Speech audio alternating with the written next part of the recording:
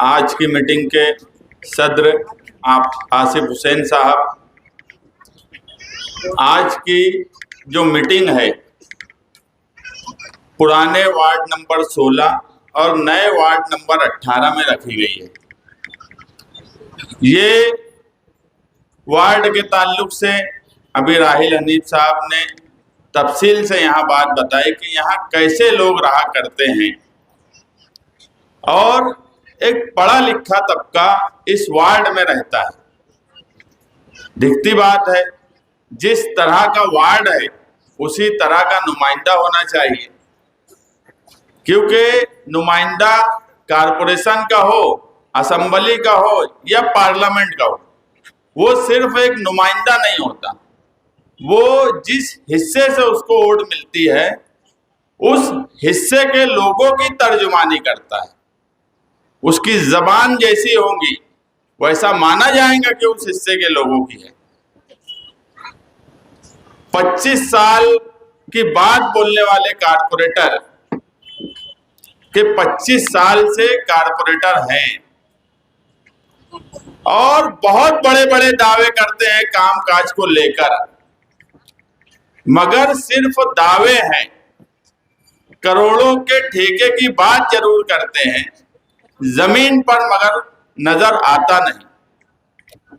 25 साल से कई 100 महासभा होंगी। मुझे बताओ, जो अपने आप को शहरी सतह का लीडर बोलता हो, उसने महासभा में कितनी मर्तबा मुंह खोला। ये अलग बात है कि एक बार मुंह खोले तो मार खा लिए महासभा में, आज तक वीडियो चलते रहती है।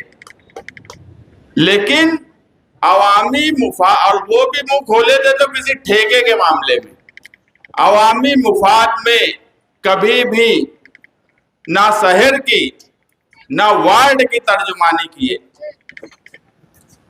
राजानगर का वाकया याद है, इसी वार्ड में एक बड़े सेठ ने जमीन खरीद ली थी, वो भी एमएलए के ही कारपोरेटर थे, सबको पता होगा।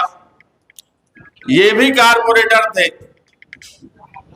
महागठबंधन में बुलंद इकबाल भी कारपोरेटर थे। ये वार्ड बुलंद इकबाल का नहीं था, मगर सबूत के साथ वीडियो मौजूद है कि इस राजानगर की बस्ती को वहां के रहने वालों को खरीदी दी जाए। जबरदस्त बहस अगर किसी ने किया था तो बुलंद इकबाल ने किया था राजानगर के सवाल पर। बोलने का मतलब है कि सिर्फ मुंह जोरी, बड़ी बड़ी बात, जबान का लिहाज नहीं, लोगों की बेइज्जती करना। यहाँ ख्वातीन सुन रही होंगी, ख्वातीन की बेइज्जती करना, गालियां बकना, गंदी गंदी गालियां देना, ये नुमाइंदा हो सकता है? बिलबाग, खुशामतपुरा, राजानगर, बायखल्ला, इन सब बस्तियों का ऐसा नुमाइंदा हो सकता है क्या, जो कभी महासभा में लोगों के लिए कोई बात नहीं बोलते, अपने आप को शहरी सतह का लीडर बताने की कोशिश करते हैं। कभी जन्म दाखिले से लेके किला झोपड़पट्टी का मसला हो या कोई भी मसला हो, कभी नुमाइंदगी नहीं करते। और आंदोलन और तहरीक को कांग्रेस पार्टी के सदर मानते हैं खुद को, और आंदोलन और तहरीक जिनको नहीं समझती कि आंदोलन और तहरीक क्या होती है, गुंडागर्दी करते ऐसे लोगों के साथ जो आंदोलन और तहरीक चला रहे थे।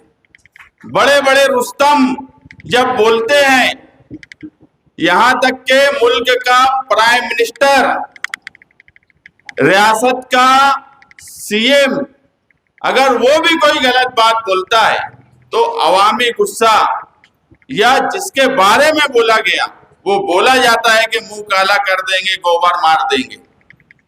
माफी मांग लो।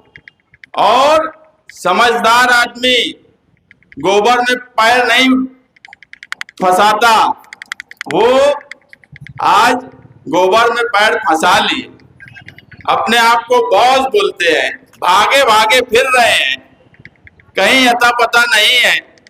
ये गली से छुप के निकल, वो गांव में छुप के जा, हमें पकड़वाने का भी कोई शौक नहीं है। हम भी चाहते हैं भागते रहे। कब तक भागेंगे? अगर बड़े बॉस हो, बहुत हिम्मत वाले होते तो कानून का सामना करते, अपने आप को कानून के सामने पेश करते। सिर्फ बड़ी बड़ी बात करने का और भागते फिरने का, और ये अपने आप को स्टेटस पे इस पे लगाने का कि मैं आई एम बॉस। आपकी बॉसियत तो 1.5 महीने में दिख गई। खोखला आदमी है, बुजदिल आदमी है, आजमाया हुआ आदमी है, बिल्कुल बुजदिल आदमी है। कोई हिम्मत नहीं है। कभी महासभा में फिरका परस्तों से लड़ने की हिम्मत नहीं रही। कभी कौम के लिए खुद को कानून के खिलाफ या धरना आंदोलन करना, ये हिम्मत नहीं है उस आदमी में। बिल्कुल बुजदिल आदमी है, इसीलिए भागता फिर रहा है। ये पूरे महाराष्ट्र में कांग्रेस की बेइज्जती किया। आपके वार्ड का कारपोरेटर, कांग्रेस का सदस्य, वो भागते फिर रहा है, तो क्या आपको लगता है दूसरे शहरों में इसको क्या लोग समझ रहे हैं? हमको भी फोन आ रहा है कि देखो ये गांव में है, तो हम बोले रहने दो भैया, खिला पिला दो, दुबले बहुत हो गए हैं, हमको पकड़वाने का शौक नहीं है। आज इसलिए ये बात बोली गई कि गुंडागर्दी इस वार्ड का अगर कारपोरेटर करे तो वो भी हम बर्दाश्त नहीं कर सकते। आने वाला वक्त कारपोरेशन इलेक्शन का है। हम यहाँ पर एक ताकतवर पैनल देंगे, क्योंकि रोटी एक तरफ से पकती रहेंगी तो जल जाएंगी, और आपके यहाँ की रोटी तो जल चुकी है, पूरी तरह जल चुकी है। रोटी पलटने का वक्त आ गया है। आने वाले कारपोरेशन इलेक्शन में रोटी पलट दो। एक मजबूत पैनल देंगे हम यहाँ पर। ये जिम्मेदारी आपकी है कि जली हुई रोटी को पलट दो और नई रोटी पकाओ, ताकि इस वार्ड की नुमाइंदगी हो सके। इस पढ़े लिखे वार्ड में जहाँ शब्बीर सेठ जैसे लोग रहे हैं, जिन्होंने शहर की नुमाइंदगी की हो, ऐसा कोई उम्मीदवार चुनकर आए जो आपके वार्ड के साथ साथ शहरियान की भी नुमाइंदगी करे, और ये माना जाए कि एक पढ़े लिखे वार्ड का नुमाइंदा आया है जो अपने वार्ड के साथ अपने कौम, मिल्लत और शहरियान की भी तर्जुमानी करता है। मैं मौजूदा एमएलए के बारे में बोलना ही नहीं चाहता, मगर जिस वक्त मैं खड़ा हूं, आज 21 नवंबर है, 23 नवंबर को रिजल्ट आया था, 1 साल हो चुका है। ये इनकी तकरीर में सिर्फ छचन, दूसरी कोई भी बात, कोई जिम्मेदारी की बात नहीं बोलेंगे कि मेरी ये जिम्मेदारी थी और मैंने ये काम किया। 2017 में हमारा मुफ्ती साहब से गठबंधन हुआ। ये भी इसलिए बोलना पड़ रहा है कि पिछली किसी मीटिंग में उन्होंने इस ताल्लुक से कुछ बातें कही थी और एग्रीमेंट भी बना था, और इन्होंने बोला है कि एग्रीमेंट की कॉपी बताऊंगा। मैं यहां से चैलेंज करता हूं कि आप एग्रीमेंट की कॉपी बताओ। एग्रीमेंट की कॉपी पे शहर के 5 जिम्मेदारों की सिग्नेचर थी, और क्या जिम्मेदारी आपकी थी और क्या जिम्मेदारी हमारी थी ये भी है। आप वो एग्रीमेंट की कॉपी बताओ। ये बात बिल्कुल सच है कि हमने असेंबली लड़ा, पूरी ताकत से लड़ा, हमें 10,000 वोट भी नहीं मिली, इलेक्शन की नवैयत अलग हो गई थी। मगर ये भी सच है कि 2019 में जब हम इनके साथ थे तो कितने हजार वोट से चुन के आए थे? कितने हजार से? 40। और जब हम नहीं थे साथ में तो जमीन खिसक गई थी। कितने वोट से चुन के आए? कैसे रो धो के चुन के आए? तो ये बात मत भूलिए, 19 में जब वोटर जो थे उससे 50,000 वोटर 2024 में ज्यादा हो गए, तब भी रो धो के सिर्फ 162 वोट से चुन के आए। चलो बन गए एमएलए, मान लिए एक वोट से भी चुन के आने वाला आदमी एमएलए बनता है, लेकिन हम जब साथ में थे तो क्या हैसियत थी और अभी क्या हैसियत है ये भी देखो। और जिन लोगों को ये बोलते हैं कि इन्होंने बड़ी हमको इज्जत दी, इज्जत देने वाली जात अल्लाह की है, ये गुरूर और घमंड की बात हर वक्त करते हैं। ये तो इस्लामाबाद वाले, पानी की टाकी वाले 2009 में भी इनका इलेक्शन लड़े, 19 में भी लड़े, 24 में भी लड़े। लड़ने के बाद बोलते हैं कि अब्दुल मालिक को मेयर अगर नहीं बनाता तो भुट्टा भूंज रहे होते।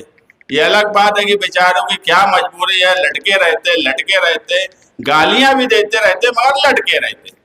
ये उनकी अलग मजबूरी है, उस पर मुझे जाना नहीं है। मगर कितनी इज्जत दे रहे हैं अपने साथ वालों की, ये भी देख लो। सिर्फ गुरूर और घमंड में बात करना, कोई जिम्मेदारी जो दी गई है एमएलए की, उस पर क्या काम किए उस पर कभी कोई बात नहीं करते। सारी बातें घुमा फिरा के उलझाने वाली बात करते, कॉमेडी करने की बात करते। इलेक्शन के वक्त इन्होंने जो वादे किए, मैनिफेस्टो तो था नहीं, जो वादे किए थे, एक गार्डन का उद्घाटन हुआ था, याद होगा, 5 एकड़ पर गार्डन बन रहा है, 1 साल हो गया। आप बताओ तो सही क्यों नहीं बन रहा गार्डन? सिर्फ यूट्यूब पर आकर बयान देना, 4 मर्तबा बोल दिए कि जन्म दाखिले के मामले में हम कोर्ट जाएंगे, सिर्फ यूट्यूब पर बोल दिए। किसी एक फर्द के वास्ते ये मालेगांव की कोर्ट की चौखट नहीं चढ़ी। ये अलग बात है कि 376 वालों के वास्ते जा रहे हैं।